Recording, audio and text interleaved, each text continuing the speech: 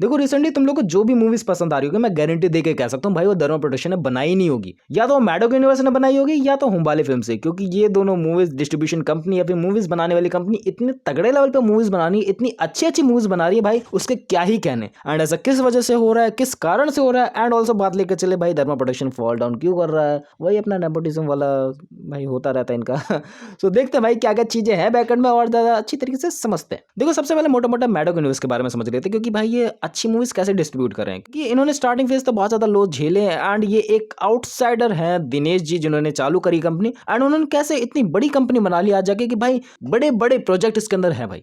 कैसे देखो first of all बात लेके चले तो भाई जब उन्होंने स्त्री मूवी लॉन्च करी उसके बाद इनका कोई प्लान नहीं था इवेंचुअली इसको एक्सपेंड करने का, लेकिन जब स्त्री 2 आई इसके अंदर और भी हॉरर यूनिवर्स जुड़ने लगे और भी मूवीज के अंदर जुड़ने लगी, तो भाई इन्होंने ठान लिया था कि भाई सिनेमैटिक यूनिवर्स बनाना है। एंड इनका सिनेमैटिक यूनिवर्स भाई बहुत लोगों को पसंद है, ऑनेस्टली बोलूं तो भाई मुझे बहुत ज्यादा पसंद है। स्त्री मूवीज की जो भी ऑल द मूवीज है ना, मैंने सब देखी है, ऑल द मूवीज मेरे को बहुत फैंटास्टिक लगती हैं। एंड इनकी मूवीज थोड़ी बहुत बेकार लगती हैं, लेकिन वो स्त्री यूनिवर्स का जब पार्ट बन जाती है सो उसकी वो जो कमियां हैं वो ढक जाती हैं कि भाई बेटर है यूनिवर्स का पार्ट है, आगे जाके हम लोग को कुछ बेटर चीज देखने को मिलेगी, जो पैसे इकट्ठा करा अच्छे तरीके से लगाएंगे, ऐसा मुझे देखने को मिलता है। एंड बात लेके चले भाई स्त्री 2 मूवी ने वो स्टैब्लिश कर दिया, 874 करोड़ रुपीस कमाए भाई, उसका बजट अराउंड ऑफ मुझे जो याद आ रहा है 60 या फिर 120 करोड़ रुपीस था। एंड उसका आरओआई देखा जाए भाई एकदम फाड़ लेवल का था, फाड़ लेवल, इतना फाड़ लेवल कि भाई तुम लोग धर्मा प्रोडक्शन की कोई भी मूवी उठा के देख लो, इतना ज्यादा रिटर्न और इन्वेस्टमेंट उसमें देखने को मिलता ही नहीं है। एंड आज की बात लेके चलो तो भाई वो अपना बजट ही रिकवर अप नहीं कर पा रहे, 200-300 करोड़ का तो उनका बजट होते जा रहा है, तो भाई वो रिकवर अप दूर ही रहो भाई। एंड मैडोक यूनिवर्स का सबसे स्मार्ट और वेल स्टेब्लिश स्टेप यही लगता है कि भाई उन्होंने यूनिवर्स बनाने पे ज़्यादा फोकस करा है।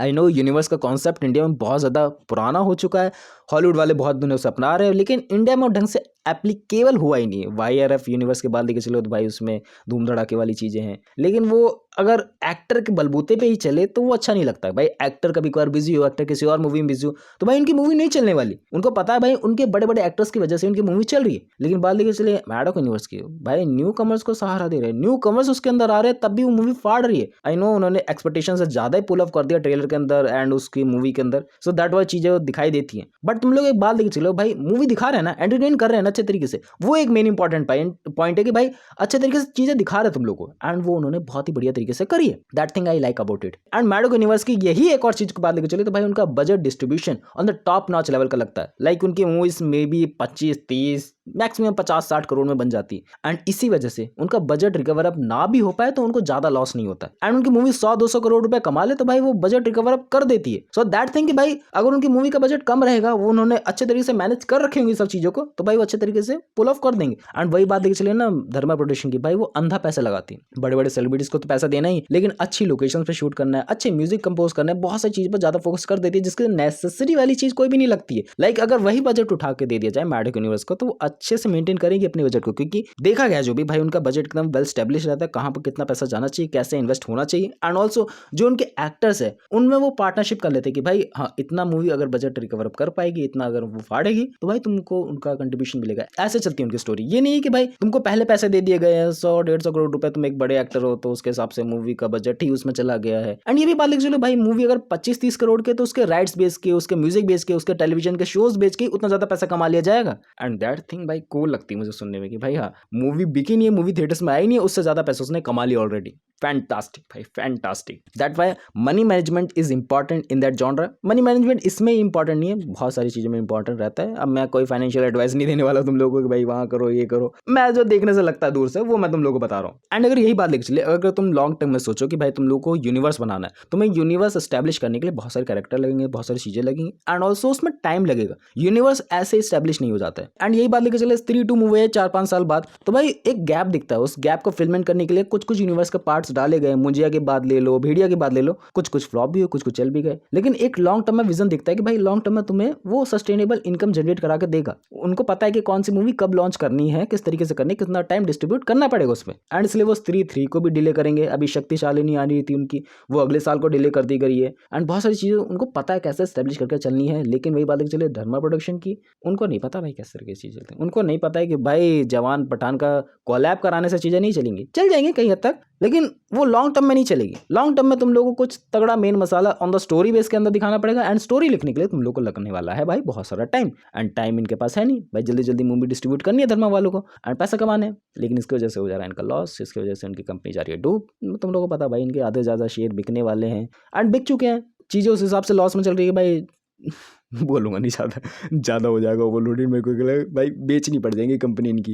एंड इनका धर्मा प्रोडक्शन का ओवरऑल बात देखिए चले फाइनेंशियल ईयर 2024 की पिछले साल के तो भाई इन्होंने 50% से गिरा हुआ है, एंड ऑल्सो इन्होंने ज़्यादा अमाउंट लगाया, लेकिन रिकवर अप भाई ना के बराबर हुआ, या फिर मैं कहूँ रिकवर अप थोड़ा बहुत ही हुआ है, उस लेवल का नहीं हुआ है, क्योंकि उससे ज़्यादा कॉस्ट लग जाते हैं, उससे ज़्यादा तो डिस्ट्रीब्यूशन हो जाते हैं, जो पैसे कमा नहीं पा रहे ढंग से। एंड इनके कुछ मूवीज़ के बाद लेके चले जो तगड़ी वाली फ्लॉप गई है, दैट वाज योद्धा 2024 में आई थी, 33 करोड़ रुपए से कमाए। जिगरे के बाद लेके चले 2024 में आई थी, बहुत ज़्यादा फ्लॉप गई जिगरा, हालांकि मुझे अच्छी लगी थी भाई, अच्छी मूवी बनाई थी इन्होंने। बाद लेके चले किल की 2023 में, इसने कुछ ज़्यादा पैसे नहीं कमाए, इससे एक्सपेक्टेशन थी कि पैसे कमाएगी, एंड इसमें पहली बार देखा गया कि भाई धर्मा प्रोडक्शन वालों ने न्यू कमर को दिया है अपॉर्चुनिटी, एंड वो देख के चला गया भाई धर्मा प्रोडक्शन वाले न्यू कमर को ऑप्शंस दे रहे हैं। एंड उसके बाद लेके चले सनी संस्कारी की तुलसी कुमारी भाई स्ट्रगल कर रही है, कमा ही नहीं रही है। बैड न्यूज़ के बाद लेके चले तो भाई ब्लॉकबस्टर सीवियर कह सकते हैं, मॉडरेटली हिट गई थी, उतनी ज़्यादा हिट नहीं गई थी सही मामले में कहा जाए तो। एंड तुम लोग को पता है धर्मा प्रोडक्शन की पुरानी आदत है कि भाई नेपोटिज्म को ज़्यादा ही सहारा देना है, बाकी सब चीज़ों को साइडलाइन कर देना, क्योंकि एंड इनका फोकस तुम लोग को शुरू से ही पता होगा भाई, ये ज़्यादातर फोकस करते हैं नेपोटिज्म पे